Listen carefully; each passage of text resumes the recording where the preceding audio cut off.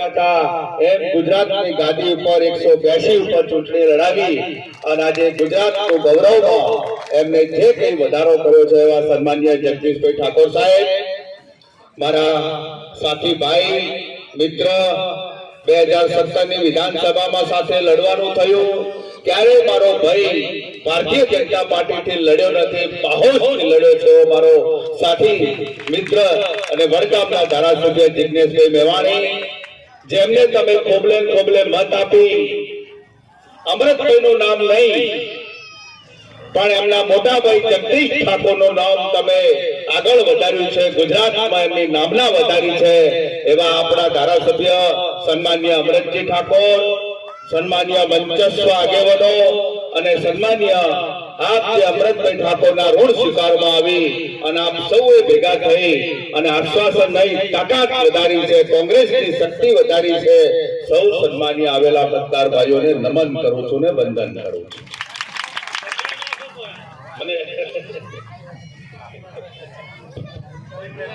કોંગ્રેસ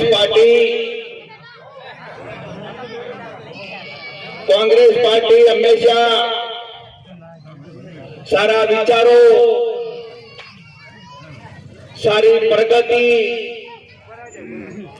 તમારા જીવનની નૈયા કઈ રીતે તરે, તમારું ગામનું કઈ રીતે ભલું થાય, તમારા ગામ કઈ રીતે સમૃદ્ધ બને અને કઈ રીતે શિક્ષણમાં આગળ વધે, આ વિચારો કરવા વાળી કોંગ્રેસ પાર્ટી છે.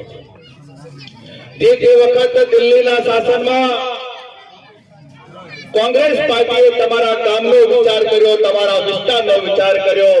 એ વિચાર કરવામાં મહાત્મા ગાંધીજી હોય, સરદાર વલ્લભભાઈ પટેલ હોય કે મૌલાના આઝાદ હોય કે બાબા સાહેબ આંબેડકરે શેવાડાના ગામડાની ચિંતા કરી કે આ ગામડા કઈ રીતે મજબૂત થાય, ગામડા કઈ રીતે તાકાતવાળા થાય, આ ગામને શું આપવું તો આ મજબૂત થાય, એવા વિચારો વિકાસ કર્યા.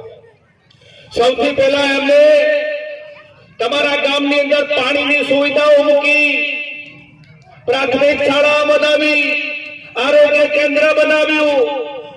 તમારા ગામની અંદર આરોગ્ય કેન્દ્ર બનાવ્યું એટલેથી નહીં, ઘેર ઘેર ફરવા માટે મેલેરિયાની બહેનોને પણ તમારા ઘર સુધી મૂકવાનું જો કોઈ કામ કર્યું તો એ કોંગ્રેસ પાર્ટીએ કર્યું છે. કોંગ્રેસ પાર્ટીએ તમને આધાર કાર્ડ આપ્યું, કોંગ્રેસ પાર્ટીએ તમને ચૂંટણી કાર્ડ આપ્યું, કોંગ્રેસ પાર્ટીએ તમને પાન કાર્ડ આપ્યું એટલેથી નહીં, તમારા ઘરની, તમારા ખેડૂતની કે સામાન્ય મધ્યમ વર્ગની ચિંતા કરીને કંટ્રોલ કાર્ડ પણ કોંગ્રેસ પાર્ટી આપ્યું. આ ભારતીય જનતા પાર્ટીએ 27 વર્ષ સુધી તમને કઈ આપ્યું હોય તો મને આજે એક વ્યક્તિ આગળ ઊંચી કરી કે આ ગામમાં કે આજુબાજુના વિસ્તારમાં એક વ્યક્તિનો સુધારો કરો. ના નોકરી આપી, ના રોજગાર આપ્યો, ના ધંધો આપ્યો અને ઉલટાનું જે હતું એ લઈ લીધું.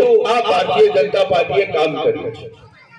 તમારે આવવાવાળા સમયમાં ચિંતા વ્યક્ત કરવાની છે. તમે જે આ ધોળી પાઘડીના આગેવાનો જે બેઠા છો, ઉજળા તપ બેઠા છો, એનો ખેડૂત જે ઉજળો બેઠો છે, જો આજે ચોથીવાળા ડેમ કોંગ્રેસ પાર્ટીએ ના બનાવ્યો હોત તો એ નહેરનું પાણી તમારા તો હોત જ નહીં અને તમે પાણી પીતા ના થા.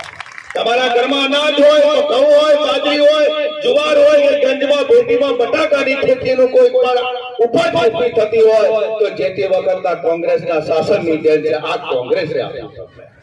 ભારતીય જનતા પાર્ટીએ જૂઠા વાયદા કર્યા, જૂઠાણું ફેલાવ્યું. મને દેશનો વડાપ્રધાન બનાવો, 2 કરોડથી વધારે બેરોજગારને રોજગારી આપીશ. મને દેશનો વડાપ્રધાન બનાવો, હું દરેકના ખાતામાં 15 લાખ રૂપિયા આપીશ. મને દેશનો વડાપ્રધાન બનાવો, હું ખેડૂતનું દેવું માફ કરીશ. હું તમને આજે પૂછવા આવ્યા છે, અમારા પાર્ટીના અધ્યક્ષ પૂછવા આવ્યા છે કે 1 રૂપિયાનું કોઈનું દેવું માફ કર્યું કે 15 લાખ રૂપિયા કોઈના ખાતામાં આવ્યો તો મને કહો. ફરી ક્ષેત્રવા આવવાના છે.